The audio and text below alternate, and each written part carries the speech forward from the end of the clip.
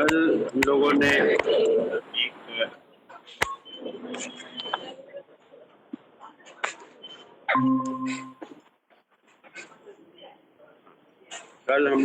री इंजीनियरिंग का एक थ्योरेटिकल डिस्कशन किया था। आज उसी पर हम लोग बात करेंगे। नाउ क्या होता है, that is what we are going to really discuss. Engineering का प्रोसेस ये पूरा होता है, हाउ टू री इंजीनियर का एंटायर सप्लाई चेन। ओके, ये विजिबल है आशीष? विजिबल है? हाँ हाँ सर। अच्छा,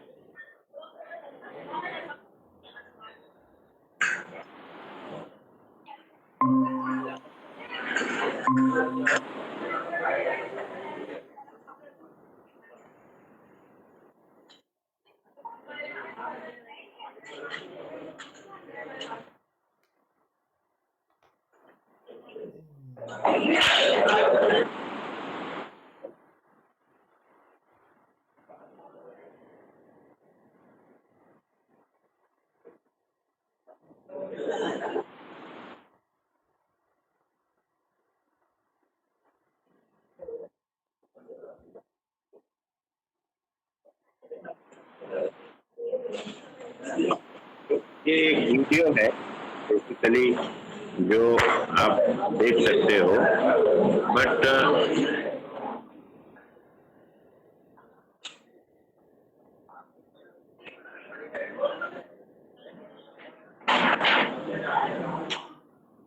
वीडियो में वॉइस तो आता नहीं है, तो ये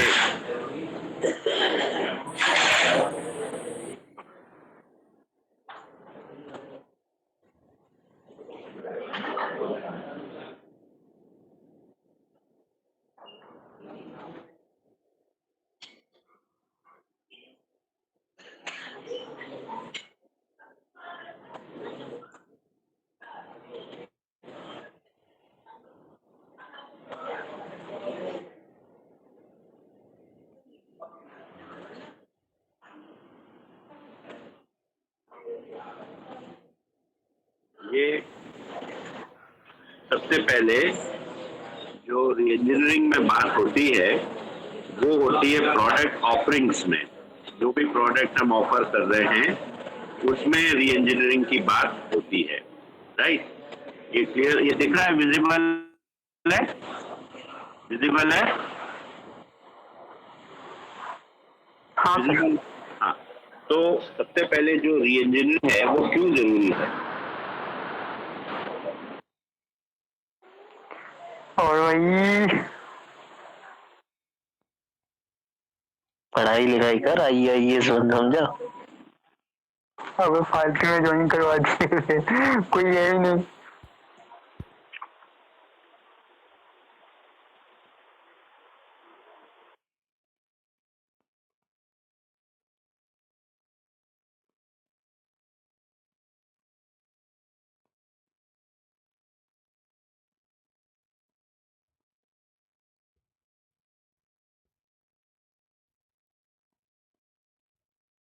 के अकॉर्डिंगली हमारी शुरुआत होती है री इंजीनियरिंग की। क्योंकि कई बार हर प्रोडक्ट जो है सप्लाई चेन में वैसे कंडीशन में नहीं जा सकता, तो उसमें टेक्निकली जो हम ऑल्ट्रेशन करना है वो करते हैं।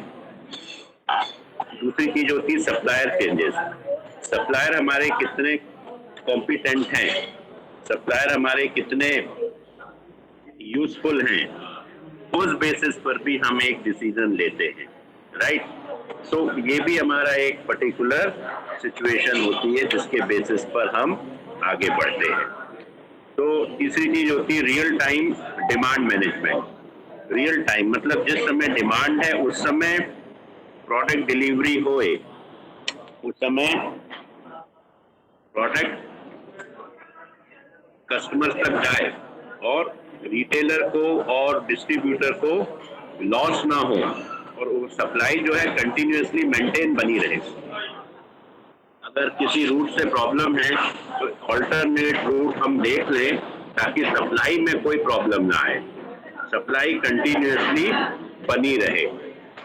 तो जो डिमांड का सीजन रहता है या जो एक पर्टिकुलर पीक टाइम रहता है ऑर्डर्स का, अगर उस टाइम पे हमारी डिमांड या उस समय पर हमारी सप्लाई चेन प्रॉपर नहीं रही तो फिर कोई सेंस नहीं है। ठीक है, तो कैसे हम डिमांड मैनेज करते हैं अपनी सप्लाई चेन से, ये बहुत इंपॉर्टेंट होता है, ये हमको देखना पड़ता है और इस कंडीशन में हम उसको मेंटेन करते हैं। Right, this is what we have to understand, this is what we have to really consider. तो सारे सप्लायर्स को और सबको इस डिमांड का मैनेज करना जरूरी होता है और ये सारी सिचुएशन के बेसिस पर हम आगे अपनी डिमांड फोरकास्ट करते हैं। This is what we keep on forecasting, right. तो ये सिचुएशन पर हम देखते हैं और ये here are we talking about all the manufacturing, और इसलिए क्या होता है, ramp up the ramp down capabilities of the chain. जितना जल्दी रैंप अप मतलब प्रोडक्शन के लिए जाना, रैंप डाउन मतलब प्रोडक्शन के बाद जल्दी से वो बाहर निकलना, ये कैपेबिलिटीज बहुत जरूरी होती है। जल्दी से जल्दी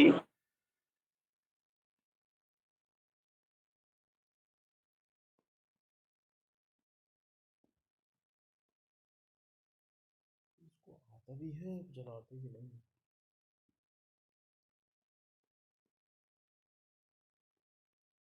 2 मिनट भी ज्यादा नहीं हुए।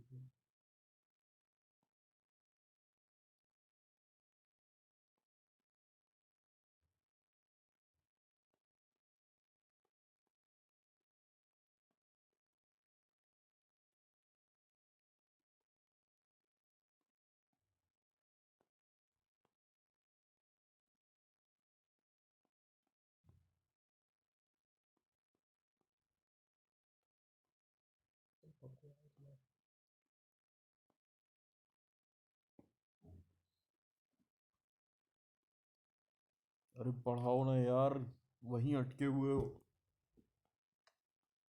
बर्बाद हो रहा है डाटा और वीडियो।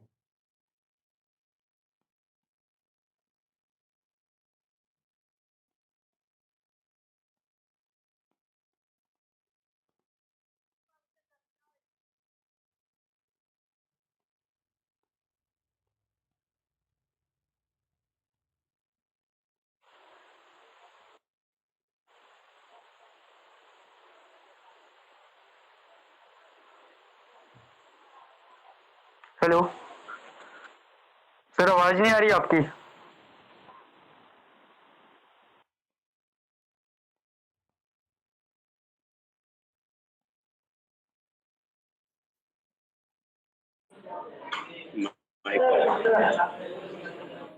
अब आ रही है? यस सर, अब आ रही है। Yes sir. विजिबल भी है, विजिबल भी है। यस सर, विजिबल भी है। ओके, तो इन्वेंट्री कंट्रोल मतलब स्टॉक, प्रॉपर स्टॉक को होना जरूरी है और प्रॉपर स्टॉक अगर नहीं होगा तो काम आगे हम नहीं कर पाएंगे, है ना। और स्टॉक ज्यादा भी होगा जरूरत से, जिसकी रिक्वायरमेंट नहीं है, वो भी प्रॉब्लम है। तो उसकी हैंडलिंग कॉस्ट हमारी बढ़ती जाएगी, मेंटेनेंस कॉस्ट बढ़ती जाएगी। तो इसलिए ये क्या होता है, एक मैनेजरियल इशू होता है कि कितना स्टॉक होना चाहिए, कितना स्टॉक नहीं होना चाहिए, as per demand, as per requirement. हर कंपनी का एक मिनिमम स्टॉक ऑर्डर हमेशा रखना पड़ता है, तो वो रखते हैं, लेकिन सिचुएशन के अनुसार स्टॉक लिमिट बढ़ाई जाती है या कम की जाती है। That is what we need to understand. अभी जैसे कोविड है, कोविड के समय ये जितने भी इंजेक्शंस हैं, जितने भी आपके वो हैं, क्या बोलते हैं, ड्रग्स हैं, मेडिसिन हैं, ये आपके क्या बोलते हैं, वेंटिलेटर्स हैं, इक्विपमेंट्स हैं, इनका स्टॉक तो बढ़ाना पड़ेगा। ऑक्सीजन सिलेंडर्स हैं, अभी लास्ट टाइम आपने देखा था ऑक्सीजन सिलेंडर नहीं होने के कारण बहुत प्रॉब्लम हुई थी। तो ये सब हमारी री इंजीनियरिंग का इशू रहता है। ठीक है, इसके बाद ये एक हमारा डिस्कशन हो गया जिसमें प्रोडक्ट में चेंजेस होने चाहिए, हमारे सप्लायर में चेंजेस होने चाहिए, डिमांड मैनेजमेंट का प्रॉपर अरेंजमेंट हो, डिमांड हम ठीक से मेजर कर पाए, समझ जाएं, उसके हिसाब से हमारी स्टॉक हो, कैपेबिलिटीज कंपनी की हो कि वो प्रोडक्ट को सही समय पर रेडी कर पाए, प्रोडक्ट को सही समय पर निकाल पाए, and that's the way we can maintain it, और उस लेवल पर हम अपनी सिचुएशन को आगे कर पाए। ये हमारी एक री इंजीनियरिंग की कंडीशन होती है। That is what we need to really maintain. अब इसी सिचुएशन पर एक पूरा वीडियो है, ठीक है, तो ये वीडियो जैसा है, इसको अगर आपको देखना है तो ये आपको हम भेज देंगे। इसको मतलब अभी दिखाने का तो कोई से नहीं, इसको आप देख सकते हैं ना, सेंड कर दें तो या देखना है तो देख सकते हैं। ये वीडियो दिख रहा है, इसकी वॉइस तो आएगी नहीं इसकी, राइट? वॉइस आती है नहीं आती? नो सर, वॉइस नहीं आएगी। तो विजिबल तो हो रहा है ना? Yes sir. दिख रहा है? Yes sir.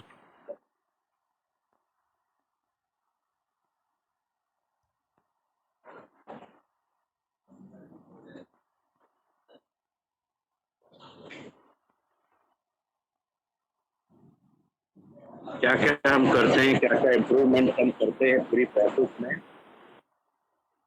ये री इंजीनियरिंग कहलाती है।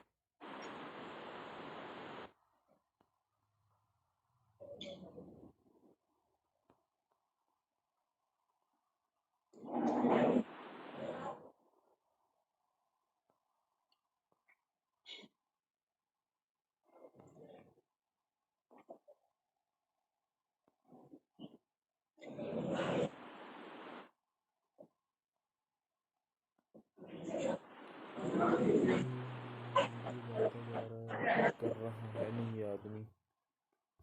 चाहिए बेनिफिट्स मिलनी चाहिए, आउटपुट में कस्टमर को वैल्यू मिलनी चाहिए, बेनिफिट्स मिलने चाहिए, सर ऐसा बोल रहा है। डिजाइनिंग, रीइन्वेंशन, ये सब कहते हैं। इसमें ऑर्गेनाइजेशन, टेक्नोलॉजी, स्ट्रेटेजी और पीपल सभी इन्वॉल्व होते हैं।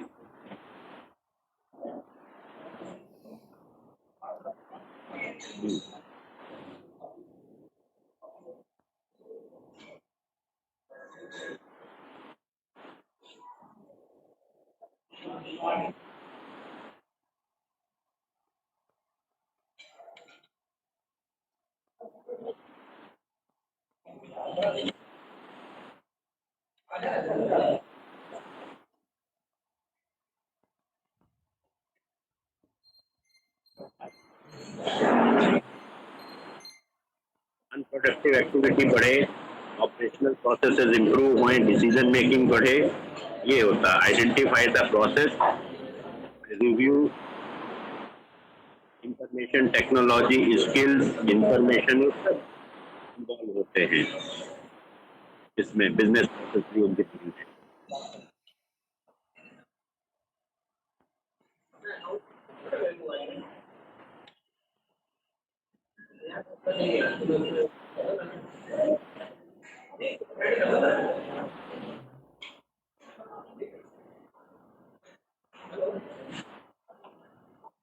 ये पूरी पूरी information technology skills technology current business में और चेंज होने के बाद जो बिजनेस में चेंज होगा फ्यूचर बिजनेस में, ये पूरी की पूरी प्रोसेस चेंजेस होती है। ठीक है, तो इसमें हम different strategy, technology, information, skill, सब चीजें हम इसमें इन्वॉल्व करते हैं।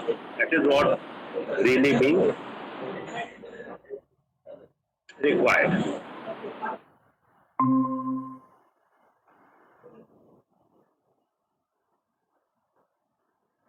Understanding the system first, simplifying और इम्प्रूवमेंट एंड ऑटोमेट, ERP लगाकर एंटरप्राइज प्लानिंग ऑटोमेट का होता है वो हम लगाते हैं, तो वो भी उसमें सिंप्लीफिकेशन को करना है, हम करते हैं। तो इस तरह से टोटल चेंजेस उसमें राइट।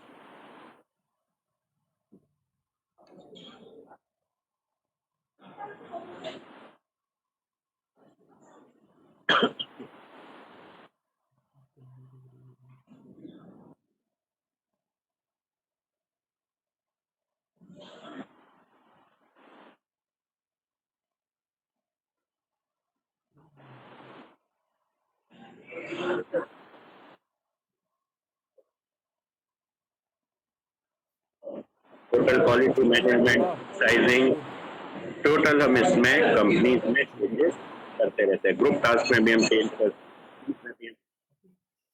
मेनली एफिशिएंसी बढ़ाना हमारा ऑब्जेक्टिव रहता है।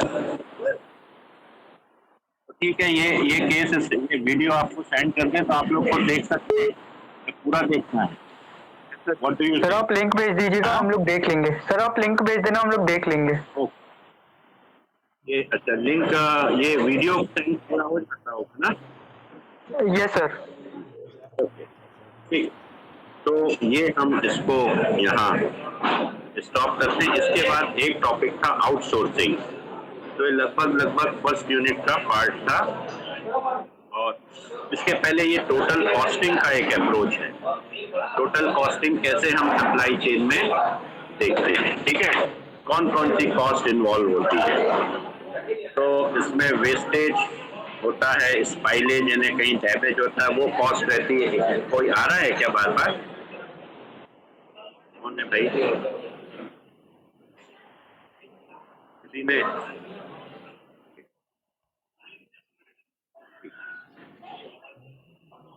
तो ये कॉस्ट रहती है, इन्वेंट्री को कंट्रोल करने की कॉस्ट रहती है, हैंडलिंग कॉस्ट रहती है, प्रोडक्ट रखा रहता है तो भी उसकी कॉस्ट रहती है, इंस्पेक्शन करवाना है और उसकी टेस्टिंग कॉस्ट होती है, बाहर से इंस्पेक्शन टीम आती है, देखती है, टेस्ट करती है, उसकी कॉस्ट रहती है, ट्रांसपोर्टेशन और फ्रेट, जो भी ट्रांसपोर्टेशन होता है और उसका जो भी चार्जेस लगते हैं उसकी कॉस्ट होती है, पैकेजिंग की कॉस्ट होती है, ड्यूटीज और टैक्सेस होते हैं, मार्जिन ऑफ सप्लायर्स वो भी कॉस्ट होती है, लेबर कॉस्ट होती है, मैन्युफैक्चरिंग कॉस्ट होती है, रॉ मटेरियल कॉस्ट होती है। तो इस प्रकार से ये सारी कॉस्ट हमारी इन्वॉल्व होती है।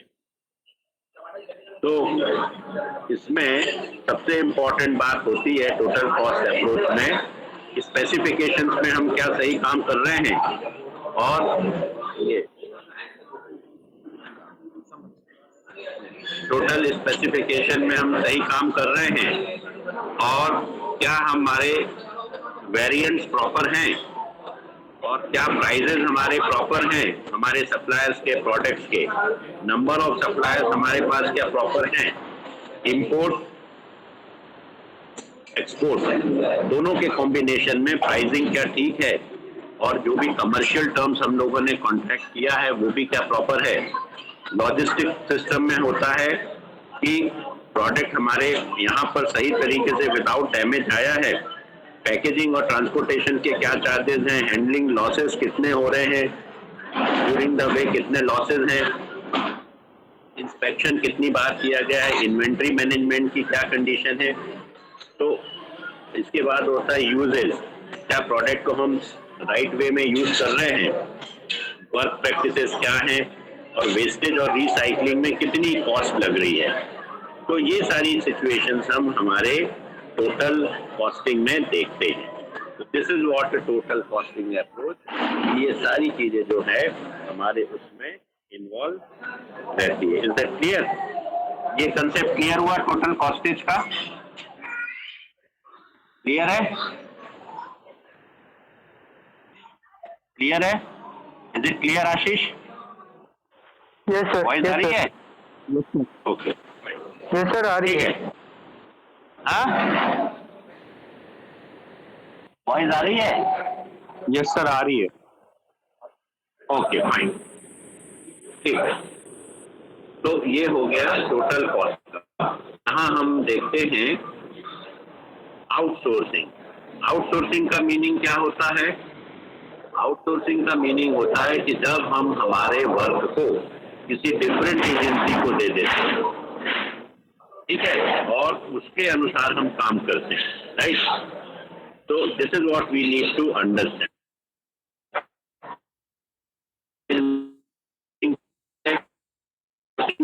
खुद नहीं करते।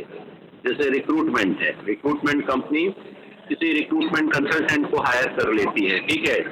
लॉजिस्टिक कंपनी डायरेक्ट नहीं करती, वो कोई ना कोई अपने उसको हायर कर लेती है, राइट?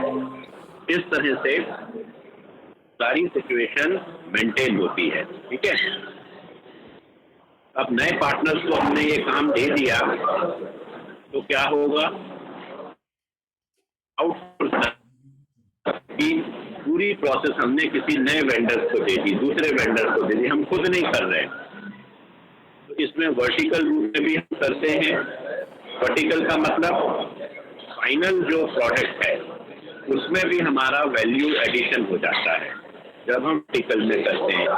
सप्लाई चेन में क्या होता है? सारे जितने डिपार्टमेंट्स हैं, नेटवर्क, आईटी, ये सारे वर्क जो हैं ये भी हमारे साथ इसमें आउटसोर्सिंग में चले जाते हैं। तो एक तो हम करते हैं वर्टिकल, यानी जब हम प्रोडक्ट दे रहे हैं तब हम आउटसोर्सिंग कर रहे हैं, बाकी समय हम नहीं कर रहे हैं। हॉरिजॉन्टल में सारे जितने नेटवर्किंग है, आईटी और जितने भी अलग अलग टूल्स हम अप्लाई कर रहे हैं, ये सब हमारे इसमें चले जाते हैं आउटसोर्सिंग में। आउटसोर्सिंग का मतलब जब बाहरी एजेंसी को हम कोई काम दे देते हैं, वो